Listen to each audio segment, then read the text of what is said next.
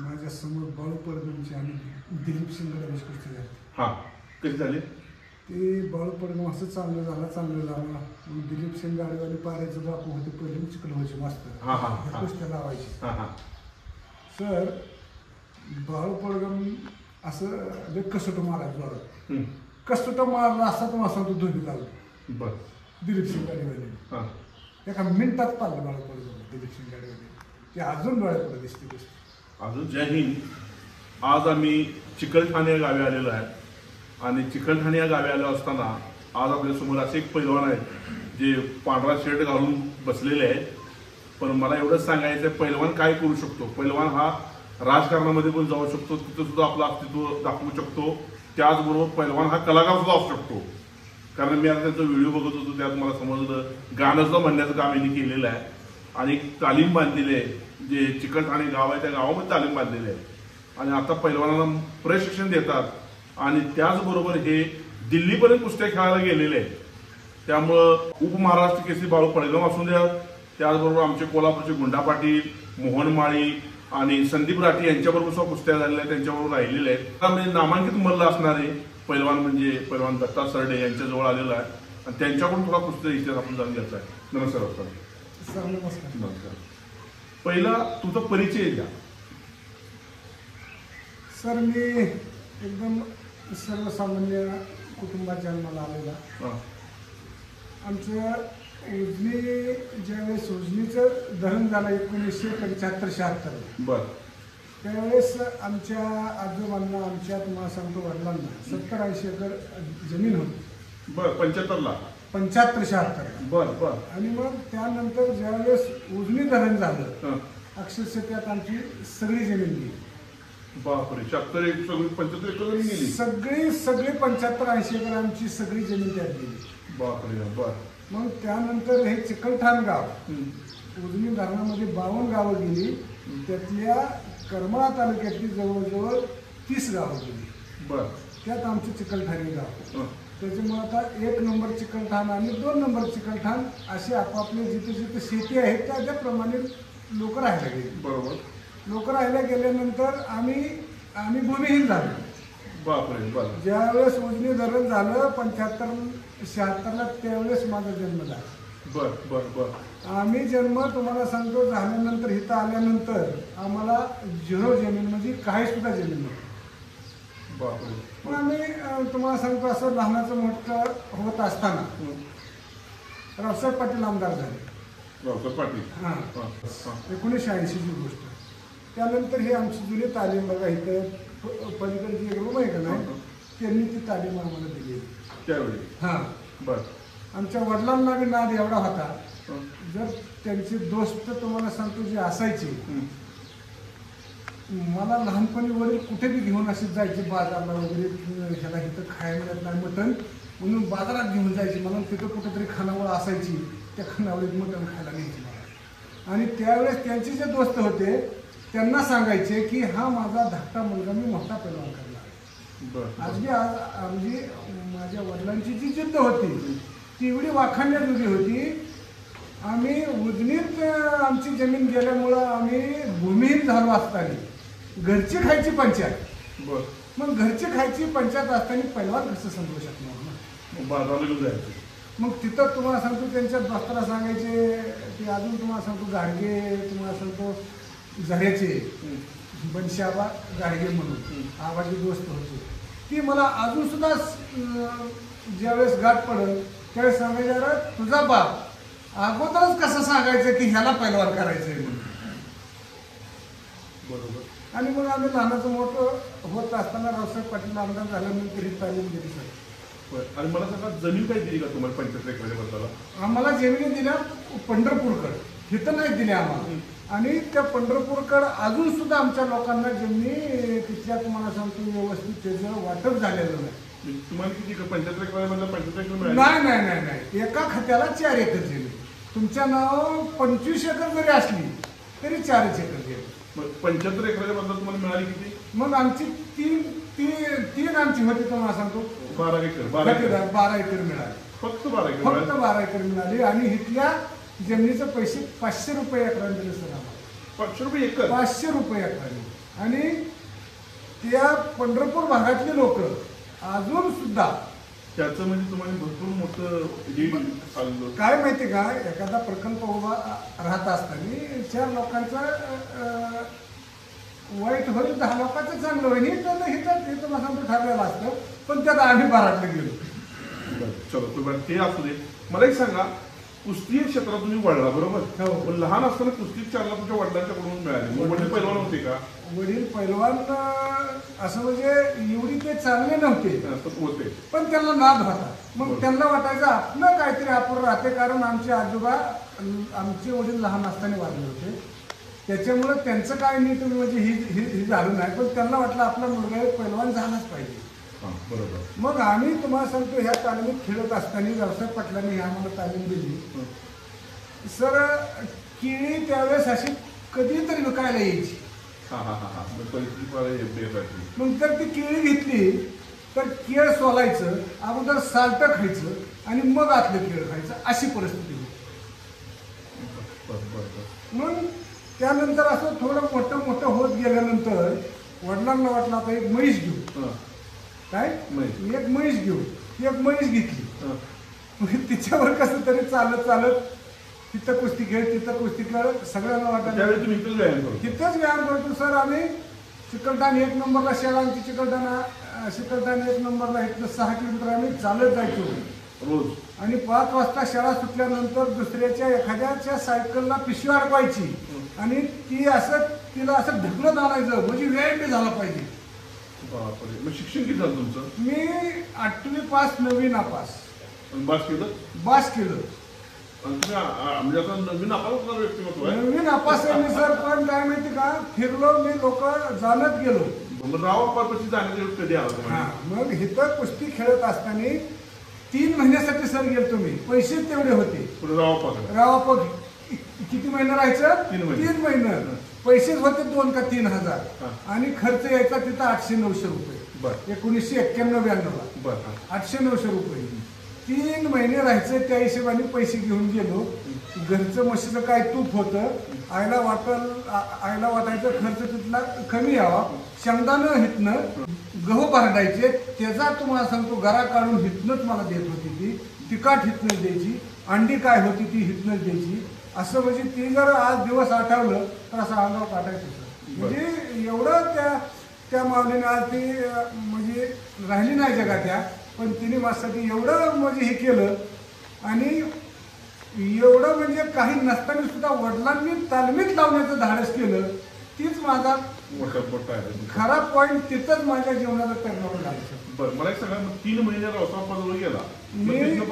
आम्ही तिथं गेल्यानंतर तिथं पद्धत अशी असायची सर की आधी विचारावं म्हणजे जावं लागायचं आपल्याला ह्याला तालीम घेताना.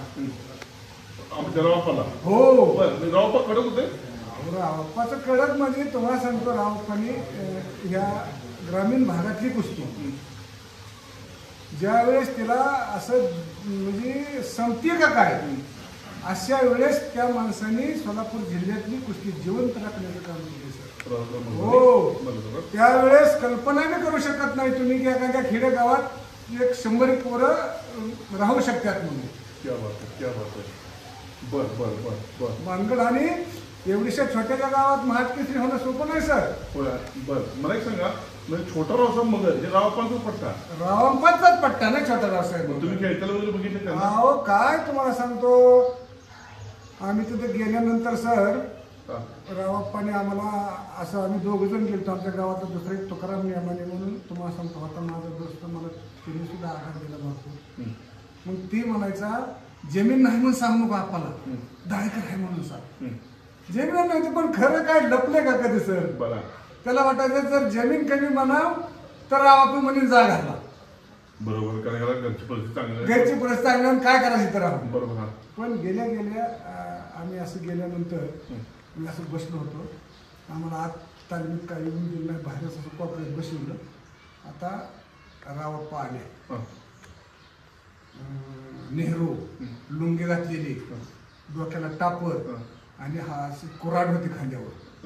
मी बघितल्यावर मी म्हणलं आपलं काही तर इलाज चालणार नाही, सकाळची इष्टी धरायची गावाला जायचं. मग ते माझ्या संग ती तुकाराम म्हणे आलं ते म्हणलं बस बोलतात बरं म्हणजे ठीक आहे. सकाळनं उठलो आम्ही. सकाळनं उठल्यानंतर तुम्हाला सांगतो इथं मला बऱ्यापैकी इथलं कुगावचं एक दादा अवघडे म्हणून मला इथं शिकवायला यायचा. तिथलं एक तुम्हाला सांगतो निसार पण होता माझा वाजता, पण दादा अवघडे चांगला कुस्ती खेळायचा. नाही, तो पुण्याच्या तालमीत होता. मग ती चांगला कुस्ती खेळायचा. त्याच्यामुळे इथं मी चांगली कुस्ती शिकलो होतो. आडवाद धरणे, ढाक लावणे, दुहेरपट काढणे, तिथं बऱ्यापैकी कुस्ती शिकलो होतो. आपण तिथे गेल्यावर माझी आता साध्या पोरासनच कुस्ती लावली. काय होते बघायला. मी त्याला पाडलं 2-3 बाऱ्या पाडलं. आता आपण तर मला म्हणले होते सकाळ गावाकडे जायचं. म्हणले रात्री मला म्हणले कुठला आहे चिकलठाणचा. कुठे तालमीत होता दुसरीकडे नाही. सकाळी उठायचं आणि पिटी माघारी घेऊन जायचं. झोपू दे आता म्हणलं रात्रभर काय करणार. ज्यावेळेस त्यांना वाटलं की ह्या पोरात काहीतरी आहे, जरा उंचपुरा होतो, तब्येत अशी काटकुळीच होती, असं उंचपुरा होतो. म्हणून सकाळनं कुस्ती बघितल्यावर आम्ही आंघोळ करून आल्यावर नाश्ता करत असताना आप्पा आमच्याकडे आले आणि म्हणजे किती जमीन आहे, किती जण भाऊ आहे, काय. जसं त्या ह्याने सांगितलं होतं मला की 10 एकर सांग. मी 10 एकर सांगितलं सर. काय राहायचं आहे म्हणून. पण खरं कधी तुम्हाला सांगतो लपत नसतं. 1-4-2 महिन्यात माहीत झालं जे कधी म्हणून. मग तुझे मामा कुठले आहेत, मामा काय करतात असं विचारलं. मग मामांना बोलून घे म्हणजे मी सांगितलं मामा इंदापूरला नोकरीला आहेत, 10-15 एकर बागायत आहे काय त्यांची. हां, मग मामांना बोलून घे म्हणजे मामांना बोलून घेतलं. मामांना सांगितलं आप्पानी तुम्ही थोडं लक्ष द्या, एवढंच आप्पानी सांगितलं. मग घरी तुम्हाला सांगतो वडिलांनी बी आईने बी मग सगळ्यांनी माझ्यासाठी तुम्हाला सांगतो अगदी जीवाचं रान केलं. त्यावेळेस एवढी कुस्ती सरस्वती नाही. मला एक सांगा, ते झालं आता हे तर झालं तुमच्या घरचं प्रवास झाला. आप्पांच्या बरोबर जेव्हा तुम्ही मैदानात तालमी कुस्ती खेळायचा त्यावेळी नावाजलेले पैलवान कोण कोण होते? नावाजलेले पैलवान छोटाराव साहेब, सर्जेराव चौरे, तानाजी बोडरे, बाळू माळी, शंकर मोठे, लक्ष्मण गावडे, शिराज शेख, युवराज रुपनवर. मला एक सांगा, युवराज रुपनवरची मला मी ऐकलेली. मला एक सांगा, आप्पा वगैरे कधी मैदानात उतरायचं खेळायला? आप्पा काय आप्पाची भीती असायची सर. आप्पाची तशी गाडी होती फिजूट जुनी. आप्पा वाडीवरनं जरी निघालं ना 5-4 वाजता तरी गाडीचा आवाज तालमीत यायचा. आम्हाला समजायचं आप्पा आले. उठा नाही वळकटे फेकून द्यायचं आणि पळायचं. एवढं कडक लय कडक आप्पाने. पण मला सांगा, आप्पांचं मी भेटलो, आप्पा एकदम मोळ वाटतं तो. अहो तुम्हाला सांगतो जिथं काय माहिती का आप्पा म्हणजे आप्पा असे कुस्ती खेळताना जरी मारलं किंवा काय हाणलं तरी कुस्ती खेळून बाहेर आकडे जे आलं की सांगायचे काय खायचं कसं खायचं. प्रेमळ माणूस. जे त्या वेळेस जी ती भूमिका आपण बजावली आमच्यासाठी. त्यामुळे ते मार्ग तुमच्या दैवत नाही दैवतच झालं. कारण काय माहिती का जीवनाला आकार आला आणि माझ्याच एकट्याचे नाही महाराष्ट्रातल्या बहुतांश पोरांच्या जीवनाला आकार आला. एक प्रखड व्यक्तिमत्व आणि एकदम सडेतोड बोलणारा. सडेतोड नाही तुम्हाला सांगतो. त्या माणसाला काही का होईना देवाचा आशीर्वाद. सर खोटं वाटतं अंगाव काटायचं असा कितीतरी बारे त्या मसूरच्या घाटात ना आपण ड्रायव्हिंग करीत असताना झोपले असते. एक वेळ नाही कितीतरी वेळा. मी पुढे असंच बसलेलो. मी असं म्हणायचो आप्पा झोप लागली का नाही. असे थोडे दोन हे करायचे. लय लागली झोप तर कुठेतरी एखाद्या पेट्रोल पंपावर 1-2 तास झोपायची आणि मग आम्ही निघायचो. पण आपण कधी ड्रायव्हर सुद्धा ठेवलो नाही. आपण ड्रायव्हिंग करायची. शेती पण भरपूर होती. शेती पण नाही काय माहिती का कुटुंबच एक डोळ्यापुढे आदर्श ठेवणार सगळं. हो अगदी एकत्र कुटुंब. मला एक सांगा, तिथे तालमीत तुम्ही असताना आपण तुम्ही 3 महिन्यासाठी गेलता, तुम्हाला जास्त दिवस राहण्याचा योग राहण्यासाठी जेव्हा राहिला तिथं तेव्हा तुम्हाला पुढचं जीवन कसं चाललं तुम्ही? तुम्हाला सांगतो सर, मोठं व्हायचं कारण काय माहिती का, कुस्ती माझी लय लवकर 100 रुपयावर लागायला लागली. किती? 100 रुपयावर. खर्च किती यायचा? 700-800 रुपये. मग मी असं झोपताना विचार करायचा आपल्याला जायचं नाही काय घेऊ द्या काय किती कुस्ती मेहनत किती जरी करायची पाहिजे तरी जायचं नाही आपल्याला. मग त्यावेळेस इतका मी निश्चय केला होता, 100 रुपयाची कुस्ती लागली तेव्हापासून आम्ही 50-50 किलोमीटर कुस्त्याला आम्हाला न्यायला लागली. बर बर बर. 100 रुपयाची एक खेळायची. एक लक्षात ठेवायचं, पडलं तर भाडंच आपल्या अंगावर आहे. काय जिद्दीने कुस्तीच करायची आणि पुन्हा 200 रुपयावर एक वर धरायची. त्याला नाही जरी पाडता आलं तरी सुटली पाहिजे, म्हणजे 100 रुपये शिल्लक राहिले पाहिजेत ना. बरोबर. ह्या पद्धतीनं सर पुन्हा असं वाढत गेलो आणि माझे जोडले असे थोड्या कालावधीत माझी मोठी जोड आहे. बरोबर. मला एक सांगा, इथं तुम्ही खेळलाचा बरोबर, मग तुम्हाला बाळू पडगम आमचं गुंडा पाटील म्हणा यांच्याबरोबर जाण्याचा बाहेर जाण्याचा योग कसा काय आला तुम्हाला? काय झालं माहितीये का, मी असं जरा मोठं झालो, एका सीझनला मला एक 25-30 हजार रुपये सर मिळाले. बहुतेक साल 95 असावं. काय 95 साली. मग त्यावेळेस तशी त्या संजय कुमारची ह्यांची लय हवा असायची ना, सुभाष वर्मा, भगत पैलवान. बरोबर. मग मी म्हणलं बघू दिल्ली कशी येते, म्हणून तेवढंच 30,000 रुपये घेऊन दिल्लीला गेलो. तेवढंच 30,000 रुपये घेऊन दिल्लीला गेलो आणि काय का होईना तिथं 5-7 महिने का होईना राहायचंच. एक म्हणजे इच्छा असते ना. तिथं गेलो मी. त्या वर्षी माझा नाशिकला ऍडमिशन होतं आणि त्यावेळेस माझा महाराष्ट्र नंबर बसला. म्हणजे all India champion, Maharashtra champion. किती नंबर बसला? 95ला. एक वेळ पहिला बसला, एक वेळ दुसरा बसला त्या अधिवेशनाला. बरोबर. मग त्यावेळी महाराष्ट्र कोण झाले त्यावेळी? अशोक शिर्के. बरोबर. अशोक 95 शिर्के. मला एक सांगा, बाळू पडगम कुस्ती खेळायचा कसा परिणाम? बाळू पडगमची मी सामान्यच परिस्थिती होती, पण असं ती एक जणांचा स्वयंपाक म्हणून आला. कुठं? सातारला नाही, शहापुरीला. ते पवार कंपनी आहे बघा सातारची, त्यांचा स्वयंपाक करायला जाधव कंपनी, पवार कंपनी मोठी होती त्यांची, आणि त्यांचे विजय जाधव म्हणून त्यांचा स्वयंपाक म्हणून बाळू पडगम व्हायला. पण लय लवकर कुस्ती शिकला.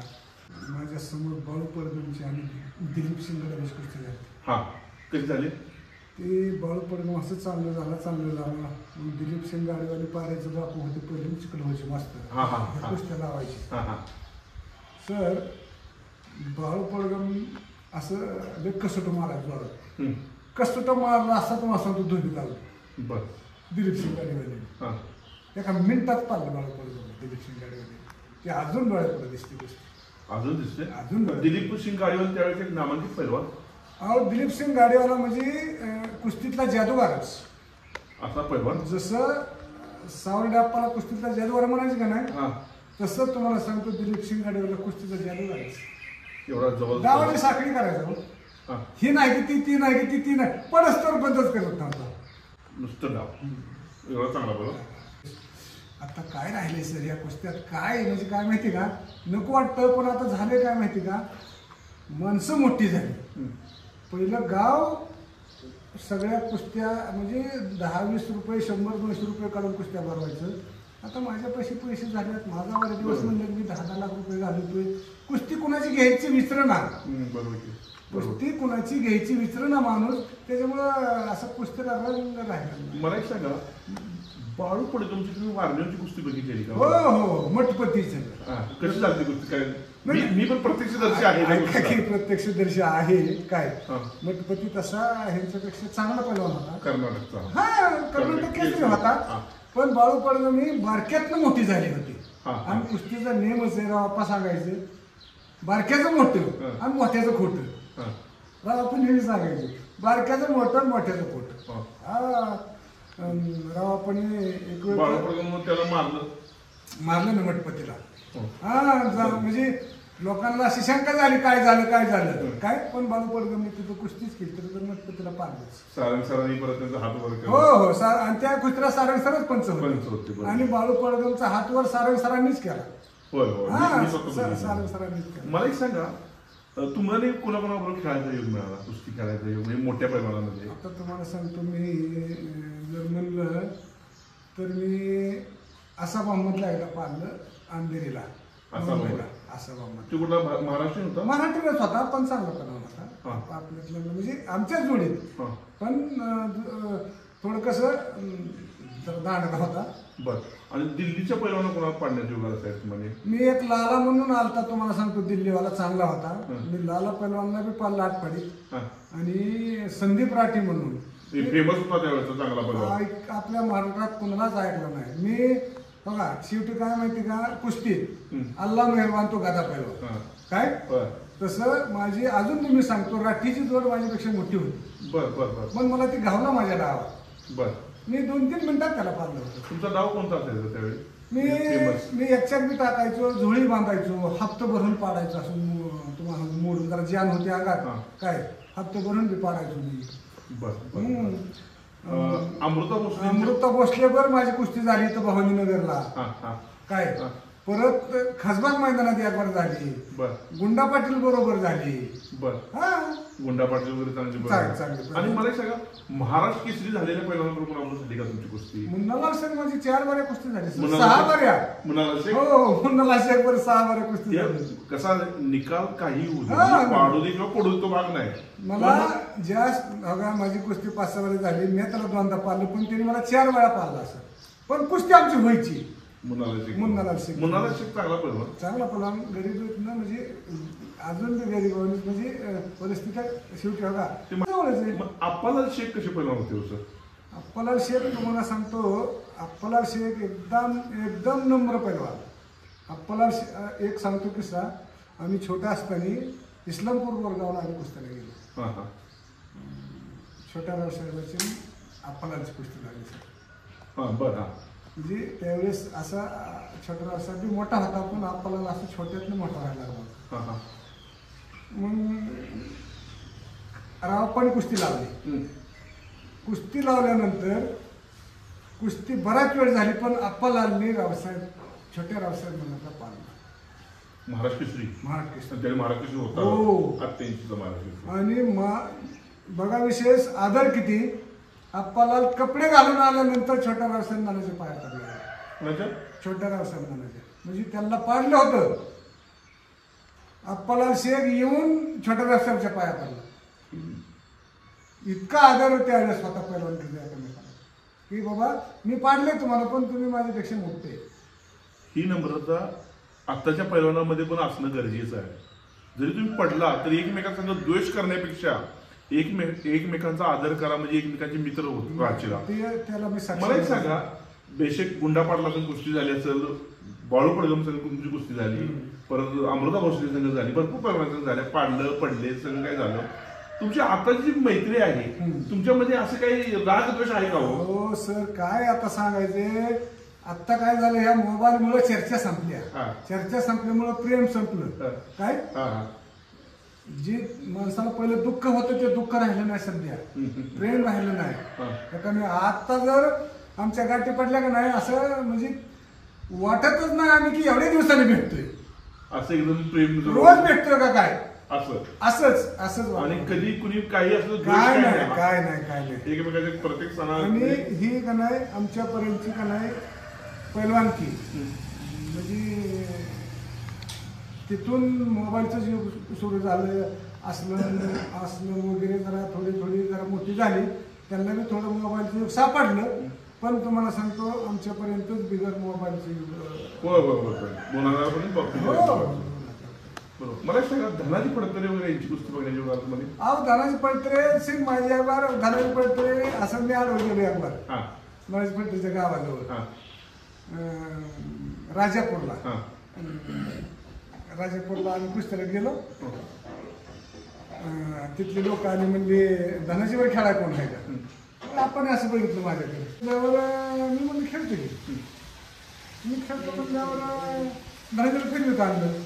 धनाजीला म्हटलं मासे खेळणार कोण आला मी राहिलो बाबा लय मोठा पैलवान झालाय म्हणला काय त्यालाच पैसे बसून द्या लय मोठा आहे जरा असं थोडं अरे तुऱ्याची भाषा वापरायला लागला.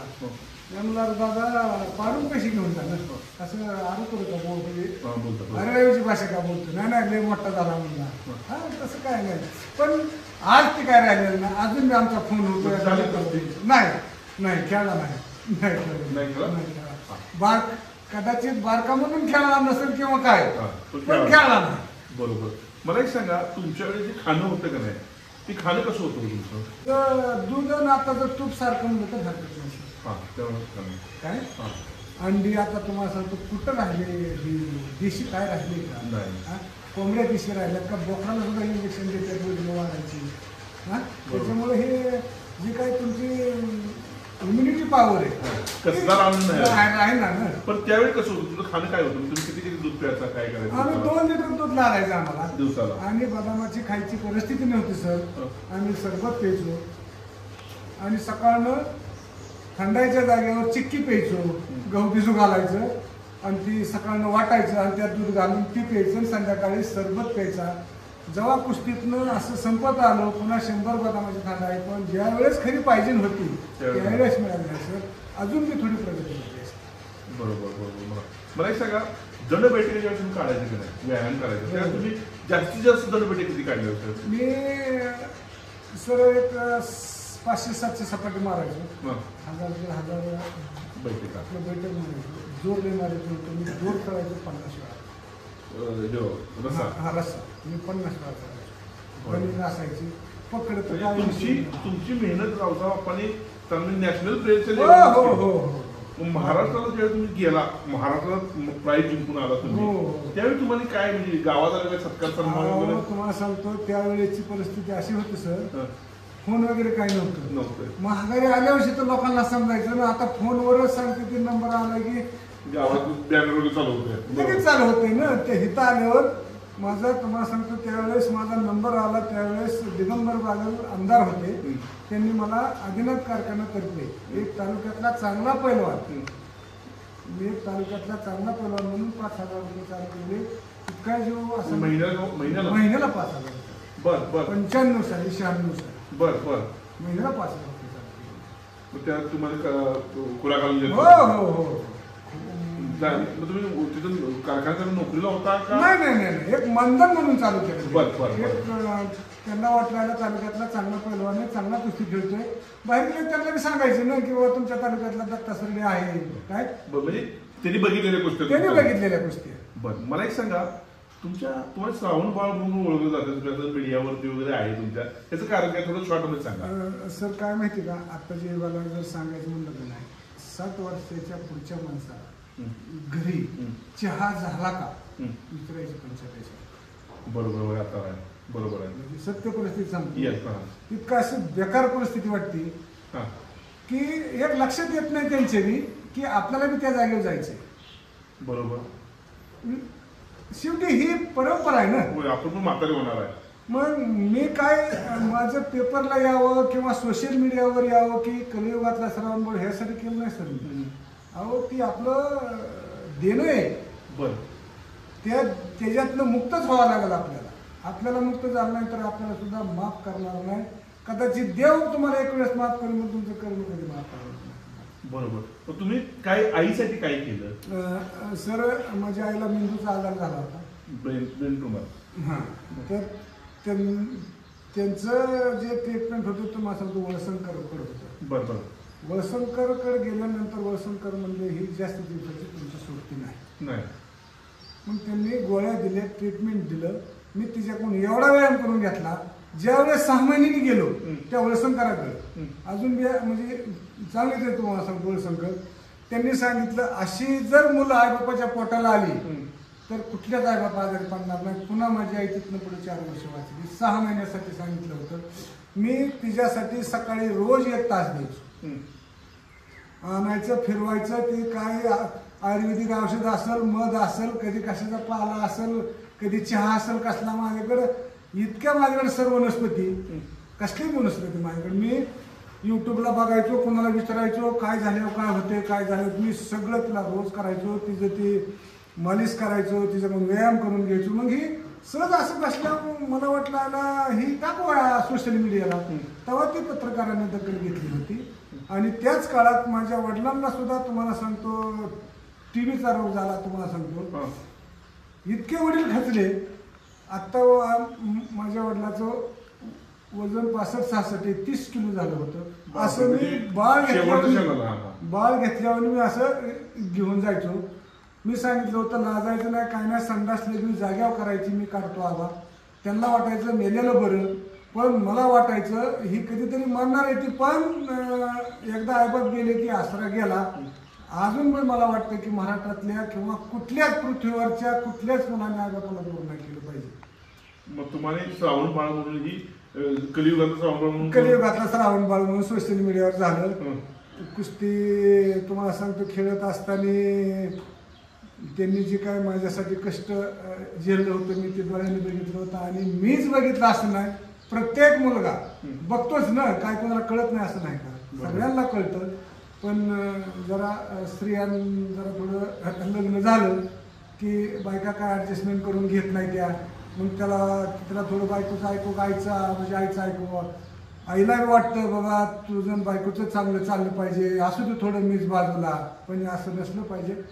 खरं ते खरं पाहिजे, खोटं ते खोटं पाहिजे. मी हे सांगण्याचं कारण की एक पैलवान, मी मगाशी सांगितलं की हरहुन्नरी पैलवान, कसं गाणं पण म्हणणार, परत राजकारणामध्ये पण आहे, पण कलियुगाचा श्रावण बाळ म्हणून पण यांना ओळखलं जातं. याचं कारण असं मित्रांनो की आईन वडिलांची सेवा यांनी फार चांगल्या पद्धतीने केली होती. मी पण सोशल मीडियावर बघितलं होतं आणि मला खरंच अभिमान वाटतो की अशा पैलवानाजवळ येऊन आणि एकदम गरिबीतून इथपर्यंत पोहोचणं, उपसभापती होणं ही साधी गोष्ट नाही, हेपर्यंत भोगलेलं आहे.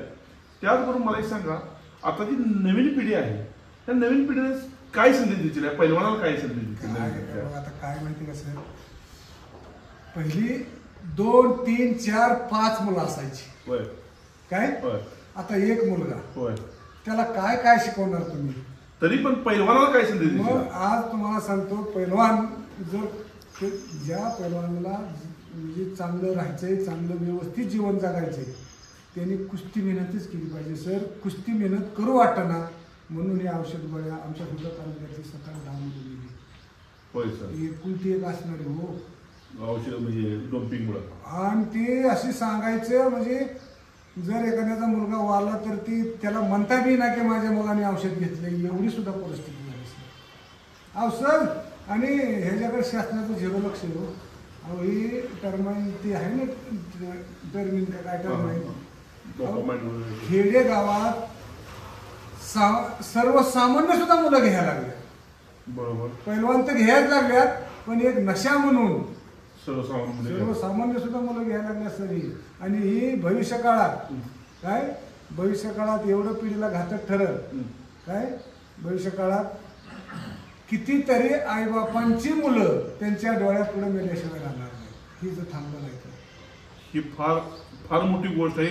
सर्व खेळाडूंना नाही, फक्त पैलवानांनाच नाही, सगळ्या महाराष्ट्रातील भारतातील सर्व मुलांना सांगू शकतो की हे फार मोठा संदेश आहे. मला एक सांगा, जे व्यसन, जे दारूचं व्यसन म्हणा पैलवानकीला लागलेलं आहे काही, त्याच्याबद्दल तुमचं मत काय असेल? बघा काय माहिती का, एक तर इंग्लंडमध्ये किंवा आपल्या दुसऱ्या देशात दारू ही औषध म्हणून वापरली जाते. बरोबर. काय बरोबर. पण ती प्रमाणात असली तर त्यांचं काय असेल, 1 टोपण 2 टोपण काय, पण ती आपल्यातल्या माणसांना ती सवय लागून गेली आणि सवय लागल्यानंतर त्यातनं बाहेर पडायचा विचार कोण करेना. बरोबर आहे. एक सांगा, तुम्ही जर ठरवलं तर काय होऊ शकते. बरोबर. आपलं शरीर आपण कसं म्हणतो पंचतत्वाने बनलेलं आहे. तुम्ही दगड होऊ शकता, पाणी होऊ शकता, म्हणजे ह्या पद्धतीनं. तसं तुमची ज्यावेळेस तुमच्या मनाने इच्छा केली पाहिजे की आपल्याला ह्यातनं बाहेर निघायची, त्यावेळेस तुम्ही बाहेर निघता हो. बरोबर. तुम्हाला दुसरं कोणी जरी म्हणलं तरी तुमचा उपयोग तसा होत नाही. स्वतः ठरवलं पाहिजे आणि आपली म्हणजे आपण आज काय करतो ह्याची जाण पाहिजे. आपल्या आईबाप आहे ती, बहीण आहे, भाऊ आहे, लहान मुलं आहे ती, ह्याचा विचार केला पाहिजे सर. बरोबर. हा असं एवढं सोपं नाही राहिलेलं आहे. अहो तुम्ही लक्षात घ्या सर,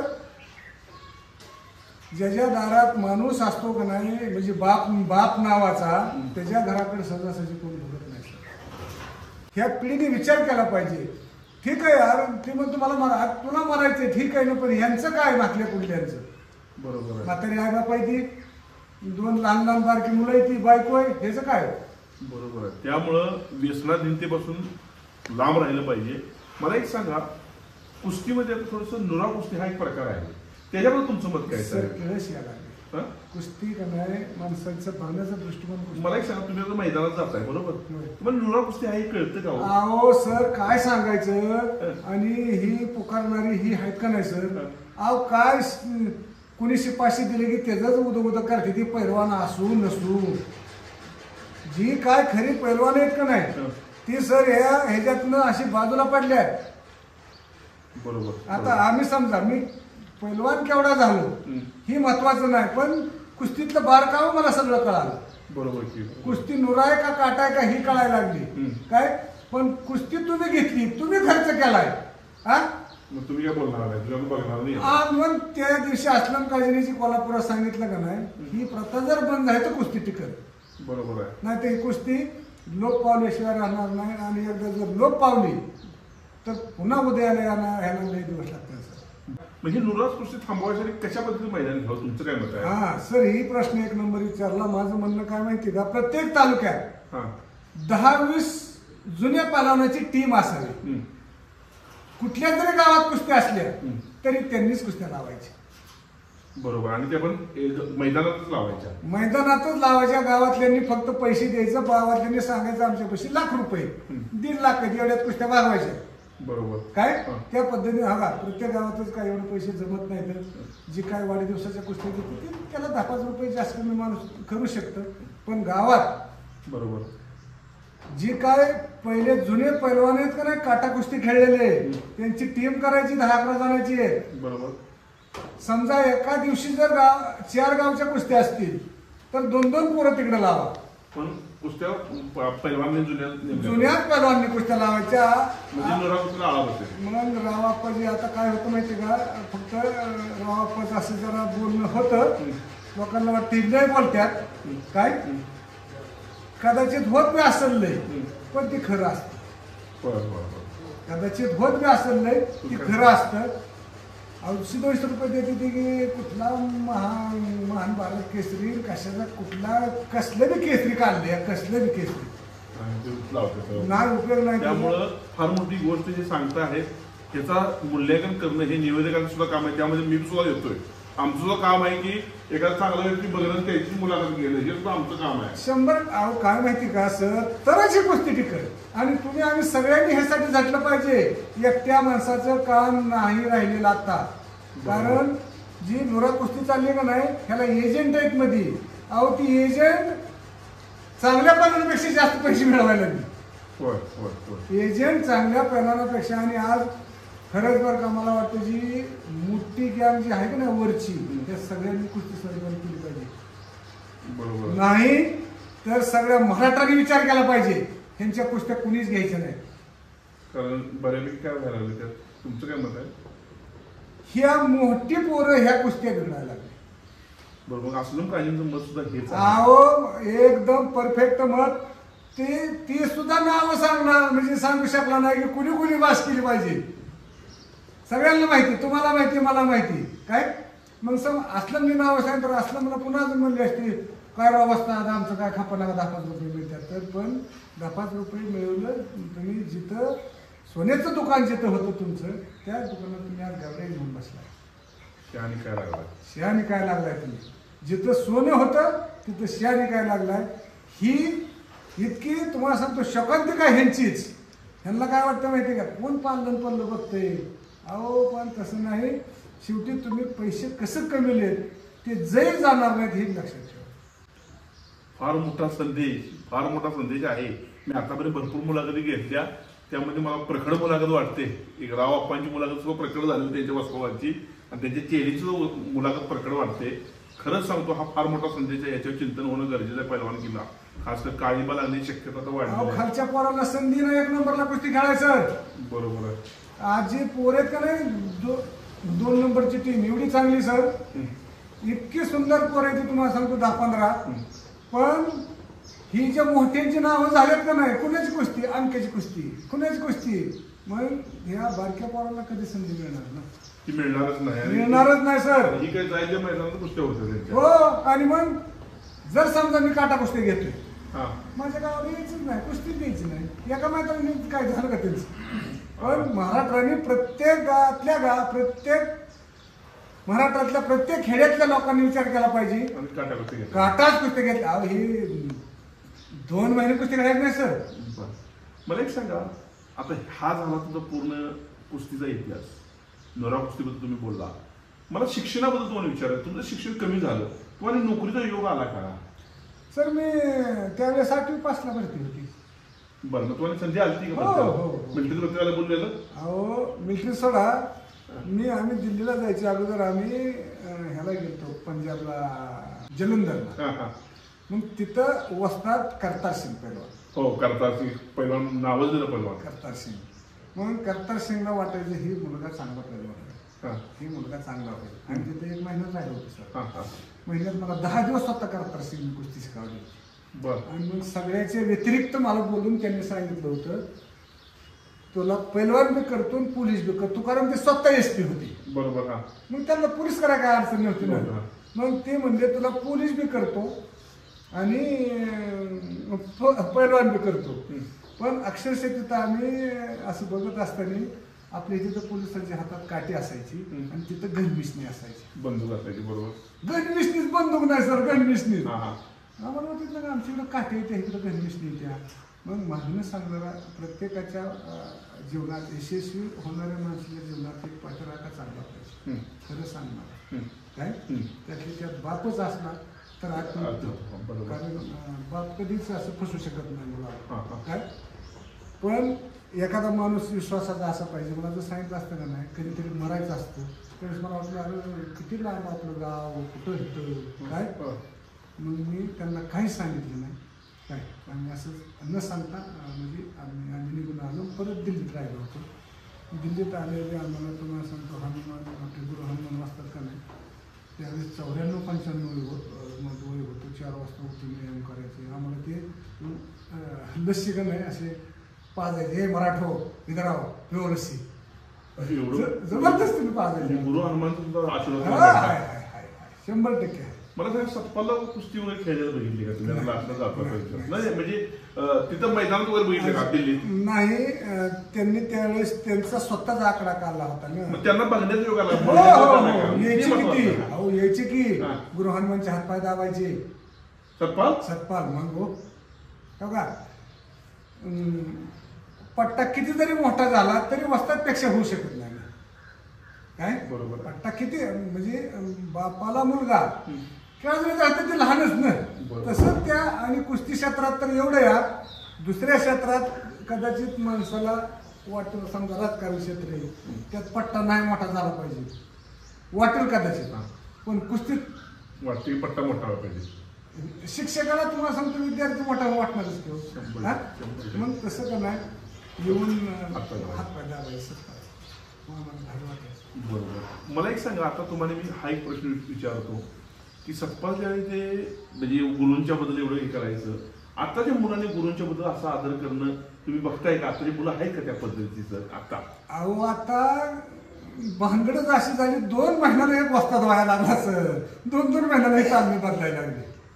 तसं नाही पाहिजे. नाही पाहिजे. एका जागेवर तुम्ही 7, 8, 10 वर्ष कुस्ती मेहनत केली पाहिजे.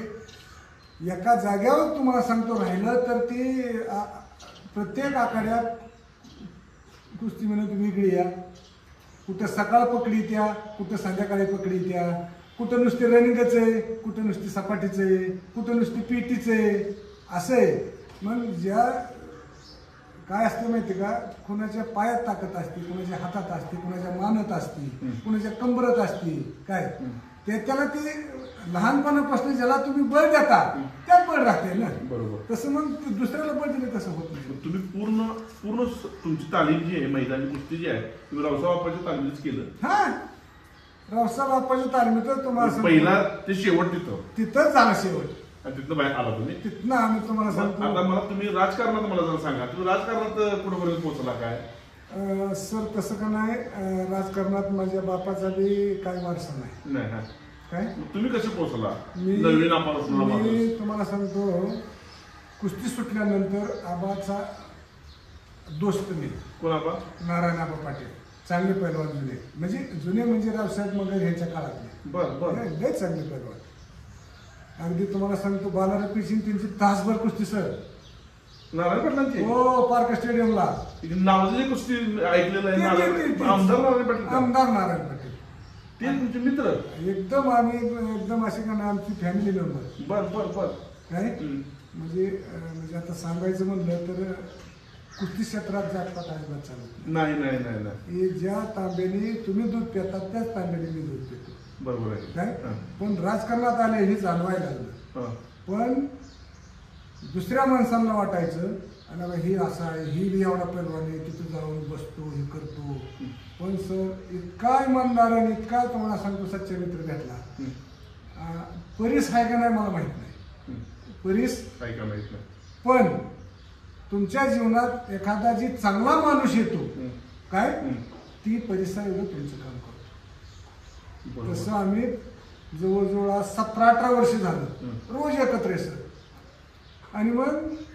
आबा आमदार होणार नाहीत ही सगळा तालुका म्हणायचा ती माणूस कुठं आमदार होत असतो का पण ती माणूस कधीच नाही म्हणला ती माणूस मला एक दिवस आमदारच होईल आणि सर्वसामान्य परिस्थिती सर त्यांचा सुद्धा बाप खासदार नाही आमदार नाही सभापती नाही काय पण एक खोनगाट होती मला आमदार व्हायचे आणि जनतेची कामं करायची ती 2014 साली आबा आमदार झाले आणि 2017ला पंचायत समिती जिल्हा परिषदची निवडणूक लागली माझ्या गावात तसं राजकीय अस्तित्व काहीच नाही काय पण आबाला वाटलं ही माझ्या बरोबर फिरला एवढे दिवस हे इमानदारीने काम केले त्या कामातनं ह्याच्या जी कष्ट केले त्याच्यातनं मला उत्तराय व्हावं लागल म्हणून आबाने मला पंचायत समितीचं तिकीट दिलं माझ्याच गावातला एक आमच्याच भाजपच्या विरोधात गेला जिल्हा परिषद सदस्य होता कारखान्याचा व्हाईस चेअरमन होता आमच्याच दोघांची लागली